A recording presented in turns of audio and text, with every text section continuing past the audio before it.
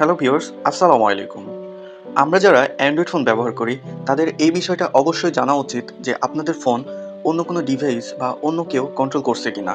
তো দেখুন, তার জন্য আমি আমার মোবাইল ফোনের যে সেটিংসে প্রবেশ করে নিচ্ছি।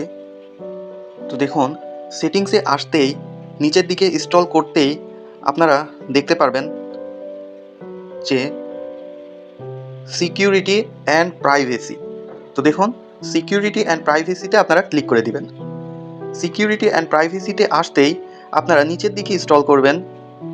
দেখুন, এখানে আপনারা মোর সিকিউরিটি অ্যান্ড প্রাইভেসি এই অপশনটাতে আপনারা ক্লিক করে দিবেন। তো এখানে আসতেই দেখুন, তারপরে আবার নিচের দিকে স্ক্রল করবেন। দেখুন, এখানে একটি অপশন আছে ডিভাইস অ্যাডমিন অ্যাপস। এখানে কিন্তু আমার অপশনটাতে দেখাচ্ছে নো অ্যাক্টিভ অ্যাপস, অর্থাৎ আমি আমার মোবাইল ফোনটা শুধুমাত্র আমি কন্ট্রোল করতেছি, অন্য কেউ আর আমার ফোনের কোনো ডিভাইস বা ফোন কন্ট্রোল করতেছে না। যদি অন্য কেউ এখানে কন্ট্রোল করতো তাহলে ওয়ান অ্যাক্টিভ অ্যাপস, এমন টু অ্যাক্টিভ অ্যাপস এরকম কিন্তু আসতো। তো এরকম যদি আপনাদের ফোনটাও আপনারা চেক করে নেবেন, এরকম যদি আপনাদের ফোনে আসে বা ফোনে দেখায় তাহলে আপনারা সাথে সাথেই সেটা ডিঅ্যাক্টিভেট করে দিবেন।